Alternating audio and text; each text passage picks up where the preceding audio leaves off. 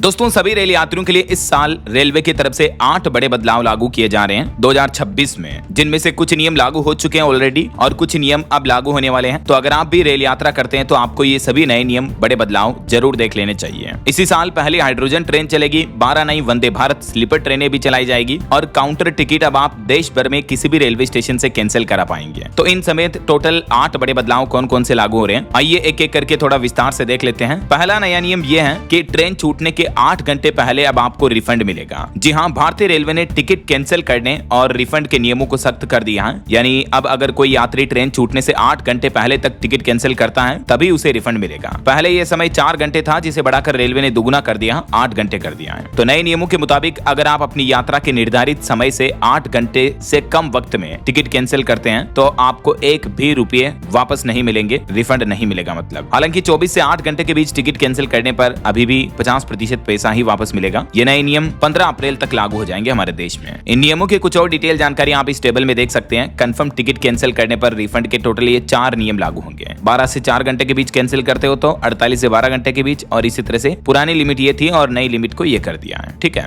दूसरा नियम ये है कि काउंटर टिकट अब आप किसी भी रेलवे स्टेशन से कैंसिल कर पाएंगे। यात्रियों के लिए एक बड़ी राहत की खबर है कि आप काउंटर टिकट कैंसिल कराने के लिए उसी स्टेशन या किसी आखिरी स्टेशन पर जाने की जरूरत नहीं होगी, बल्कि रेल यात्री अब देश के किसी भी रेलवे स्टेशन के काउंटर पर जाकर अपना टिकट कैंसिल करा सकेंगे और रिफंड वापस ले सकेंगे। ऐसा। तीसरा नियम देखिए, चार्ट बनने के बाद भी बदल सकेंगे बोर्डिंग स्टेशन। जी हाँ, ये भी रेल यात्रियों के लिए एक बहुत ही राहत भरा नियम है। यात्री जल्द ही ट्रेन के शुरुआती स्टेशन से छूटने के 30 मिनट पहले तक डिजिटल तरीके से अपना बोर्डिंग स्टेशन बदल पाएंगे। पहले ये सुविधा भी चार्ट बनने से पहले तक ही मिलती थी, लेकिन नए नियम के तहत अगर कोई यात्री अपने पुराने स्टेशन से ट्रेन नहीं पकड़ पाता है तो वो अगला स्टेशन चुनकर कंफर्म सीट पर सफर कर सकेगा। ऐसा। तो ये भी एक बहुत ही राहत भरा नियम रेलवे की तरफ से लागू किया जा रहा। चौथा नियम देखिए, ट्रेन में अब आपको ट्रेवल क्लास अपग्रेड करने की सुविधा भी मिलेगी। जी हाँ, अब यात्री ट्रेन छूटने से ठीक आधा घंटे पहले यानी 30 मिनट पहले तक अपनी ट्रेवल क्लास, जैसे आप स्लीपर से एसी में अपग्रेड करना चाहते हो तो उसी टिकट को करवा सकेंगे। जबकि पहले यह बदलाव केवल चार्ट बनने से पहले तक ही मुमकिन था, लेकिन इस नियम को भी इसी वित्त वर्ष में लागू किए जाने की उम्मीद है।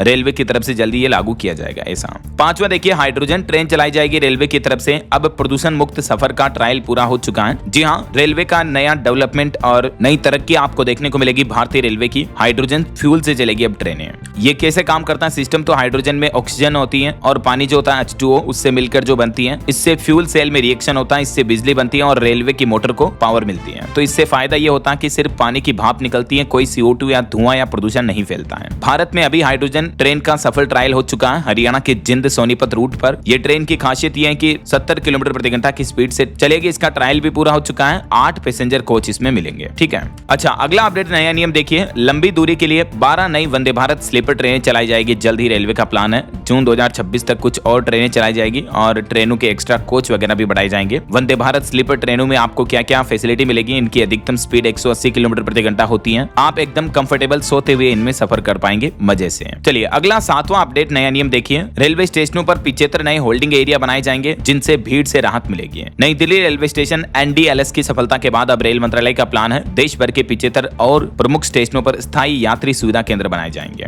और इनका निर्माण भी इसी साल 2026-26 में पूरा करने का लक्ष्य है। ताकि आपको पता होगा पिछले साल रेलवे स्टेशन पर भगदड़ मचने की घटना देखने को मिली थी, कुछ लोगों की मौत हो गई थी। तो ऐसी घटना फ्यूचर में ना हो, इसलिए रेलवे का यह प्लान है धीरे धीरे इन यात्री सुविधा केंद्रों की संख्या और बढ़ाई जाएगी। ऐसा।